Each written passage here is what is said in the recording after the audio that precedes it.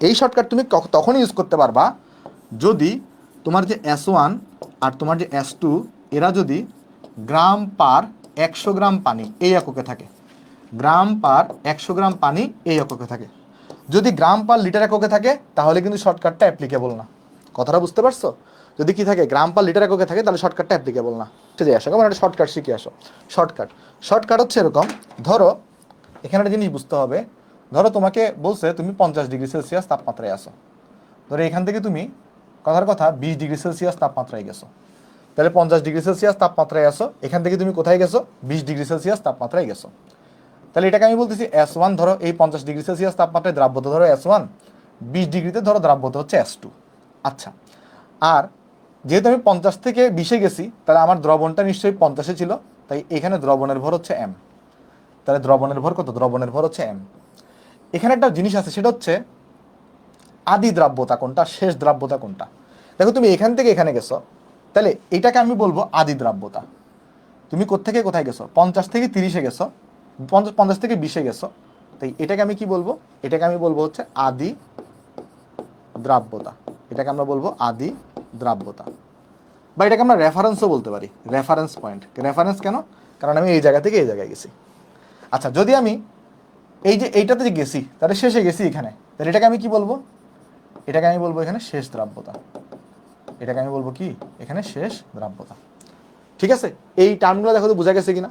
সবসময় যে বড়টাকেই আদি বলা হবে তা কিন্তু না।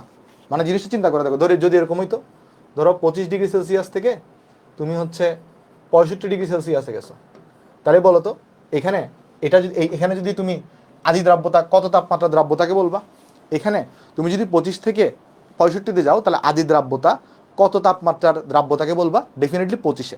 মানে তুমি যেখান থেকে যাবা, মানে যেটা যেখান থেকে যাত্রা করবা সেটাকে তুমি রেফারেন্স বলতে পারো, বা এটাকে তুমি বলতে পারো আদি দ্রাব্যতা। এটা হচ্ছে S1, ধর এটা S2, তাহলে আমরা এটাকে কি বলবো? এটাকে আমরা নাম দিব হচ্ছে আমাদের আদি দ্রাব্যতা। মানে সবসময় অনেকে মনে হইতে পারে যে ভাই যেটা মনে হয় বড় সেটাই মনে হয় আদি, না, এটা এরকম না। যেখান থেকে তুমি যাত্রা শুরু করবা সেটা হচ্ছে তোমার আদি দ্রাব্যতা, আর যেখানে তুমি যাবা সেটা হচ্ছে তোমার শেষ দ্রাব্যতা। যেখানে তুমি যাবা এটা হচ্ছে তোমার শেষ দ্রাব্যতা, যদি এরকম হয়ে থাকে। আর এখানে তাহলে তুমি 25 থেকে 65-তে যাচ্ছ, তাহলে তোমার নিশ্চয়ই দ্রবণটা আগে কোথায় ছিল? 25-এ ছিল, তাহলে দ্রবণের ভর এখানে M দেওয়া থাকবে। মনে রাখবা এই ডেল্টা M বা কতটুকু অদক্ষিপ্ত হবে বা কতটুকু যোগ করতে হবে, মানে যদি আমরা তোমাকে একটা জিনিস শিখাইছি না, তুমি যদি উচ্চ তাপমাত্রা থেকে নিম্ন তাপমাত্রায় যাও তাহলে তোমার দ্রব কি হয়? দ্রব ক্যালাসিত হয়, তাই না? কেন? কারণ উচ্চ থেকে উচ্চ তাপমাত্রায় দ্রাব্যতা থাকে বেশি, নিম্নতে দ্রাব্যতা থাকে কম, তার মানে এক্সট্রা যে দ্রবটা সেটা কিন্তু ক্যালাসিত হয়ে নিচে পড়ে যায়। তাহলে এখানে কিন্তু কি হবে? এখানে দ্রব ক্যালাসিত হয়, দ্রব সম্পৃক্ত দ্রবণ তৈরি করার জন্য দ্রব ক্যালাসিত হবে, কারণ অতটুকু ধরে রাখতে পারবে না নিম্ন তাপমাত্রায়। বাট তুমি যদি নিম্ন থেকে যদি উচ্চতে যাও, নিম্ন থেকে যদি উচ্চতে যাও তাহলে সেটাকে সম্পৃক্ত বানানোর জন্য, যেহেতু এখানে আরো বেশি পরিমাণ দ্রবীভূত হতে পারে, তাই উচ্চ তাপমাত্রায় দ্রবণটাকে সম্পৃক্ত বানানোর জন্য এখানে তোমাকে কি করতে হবে? দ্রব যোগ করতে হবে। এখানে তোমাকে দ্রব যোগ করতে হবে। মানে জিনিসটা বুঝো, যদি তুমি উচ্চ তাপমাত্রা থেকে নিম্ন তাপমাত্রায় যাও তাহলে উচ্চ তাপমাত্রায় দ্রাব্যতা হচ্ছে বেশি, নিম্ন তাপমাত্রায় দ্রাব্যতা হচ্ছে কম। তার মানে এখানে দ্রবীভূত থাকতে পারে কম, তাহলে এক্সট্রা যে দ্রবটা সেটা কিন্তু ক্যালাসিত হয়ে যাবে। বাট যখন তুমি নিম্ন থেকে যখন তুমি উচ্চতে যাবা, যখন তুমি কি করবা? নিম্ন থেকে যখন তুমি উচ্চতে যাবা, উচ্চতে কিন্তু দ্রবণীয়তা থাকে বেশি, তার মানে তোমাকে কিন্তু আরো বেশি পরিমাণ দ্রব যোগ করার মাধ্যমে ওই দ্রবণটাকে সম্পৃক্ত বানাইতে হবে। তো এটা হচ্ছে একটা কনসেপ্ট। এখন এই যে ডেল্টা এম মানে কি? যে কতটুকু যোগ করতে হবে বা কতটুকু ক্যালাসিত হবে, তো এটা তো ডিপেন্ড করতেছে। যদি উচ্চ থেকে নিম্নতে যাও তাহলে ক্যালাসিত হবে, আর যদি নিম্ন থেকে উচ্চতে যাও তাহলে দ্রব যোগ করতে হবে। এটার একটা শর্টকাট আছে। শর্টকাটটা কি? মনে রাখবা ডেল্টা এম ইকুয়াল টু হবে, ডেল্টা এম ইকুয়াল টু হবে, মনে রাখবা ডেল্টা এম ইকুয়াল টু হবে দুই দ্রাব্যতার পার্থক্য। উপরে কত বসাবা? দুই দ্রাব্যতার পার্থক্য। অর্থাৎ উপরে বসাবা ধরো S1 মাইনাস S2, দুই দ্রাব্যতার পার্থক্য। এখানে একটা মডুলাস চিহ্ন দিবা। কেন মডুলাস চিহ্ন দিবা? যেন রেজাল্টটা সবসময় পজিটিভ আসে। তাই যে কোনো একটাকে আগে বসাইলে হবে, যে কোনো একটাকে পরে বসাইলে হবে। নিচে বসাবো কত জানো?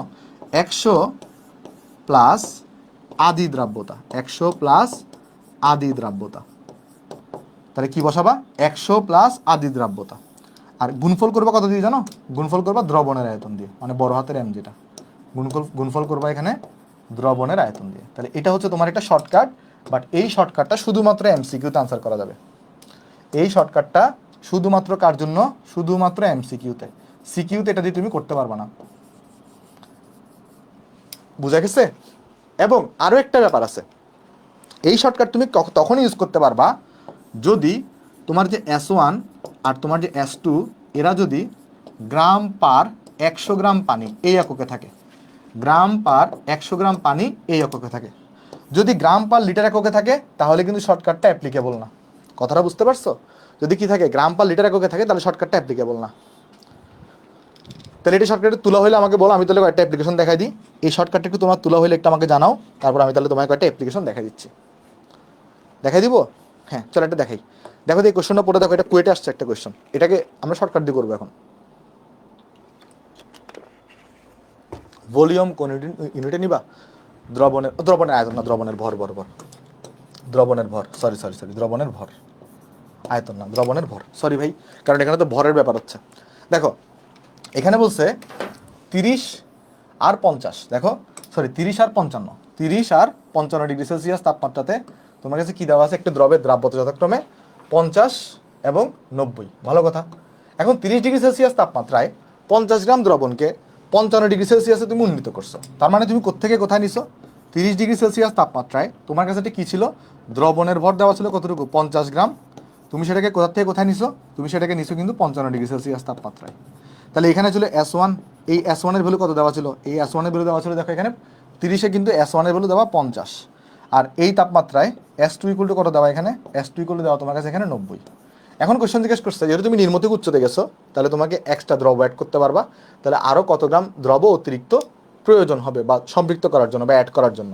তাহলে এই ক্ষেত্রে বলো তো, এই ক্ষেত্রে রেফারেন্স কোনটা হবে? কত তাপমাত্রাকে তুমি রেফারেন্স ধরবা? বলো তো এই ক্ষেত্রে কত তাপমাত্রাকে তুমি রেফারেন্স ধরবা? কত তাপমাত্রাকে তুমি রেফারেন্স ধরবা বলো তো? তুমি 30 থেকে কিন্তু যাচ্ছ, দেখো 30 থেকে যাচ্ছ তুমি 55-তে, তাহলে 30টাকে তুমি রেফারেন্স ধরবা। তাহলে 30টাকে যদি রেফারেন্স ধরো, তাহলে ডেল্টা এম ইকুয়াল টু আমরা কি জানি? এখানে কিন্তু কোনো সমস্যা নেই, উপরে তুমি একটা থেকে আরেকটা বিয়োগ দিবা। জাস্ট ধরো 50 থেকে তুমি 90 বাদ দিলা, বাট উপরে তো মডুলাস থাকবে, সো প্লাস চলে আসবে। 100 প্লাস রেফারেন্সটা বসাইতে হবে। রেফারেন্স কত? রেফারেন্স তুমি 30 থেকে গেছো, আর 30-এর দ্রাব্যতা হচ্ছে 50, 30-এর দ্রাব্যতা হচ্ছে 50 গুণন দ্রবণের ভর কত? দ্রবণের ভর হচ্ছে 50। দেখো এখানে ডেল্টা এম কত আসবে? এখানে আসবে, উপরে থাকবে 40, নিচে থাকবে 150 গুণন 50। তাহলে এখানে থাকবে তোমার 13.33 গ্রাম। তাহলে এটাই হচ্ছে তোমার আনসার। তাহলে কতটুকু দ্রব অধক্ষিপ্ত হবে? 13.33 গ্রাম। বোঝা গেছে শর্টকাটটা? বাট শর্টকাট কিন্তু কি করা যাবে না। ওই যে তুমি যদি কি করো, তুমি যদি হচ্ছে ওই কি বলে এটার নাম, ওই নিয়মটা করো, মানে গ্রাম পার লিটার এককে দেওয়া থাকে, মানে এই ক্ষেত্রে দেখো, এই ক্ষেত্রে কিন্তু শর্টকাট অ্যাপ্লাই করা যাবে না। এই ক্ষেত্রে শর্টকাট অ্যাপ্লাই হবে না, এই ক্ষেত্রে ম্যানুয়াল নিয়মে করতে হবে। আর এটা এমসিকিউতে কখনো থাকবে না, এমসিকিউতে সবসময় এটাই থাকবে, এমসিকিউ সবসময় এটাই থাকবে।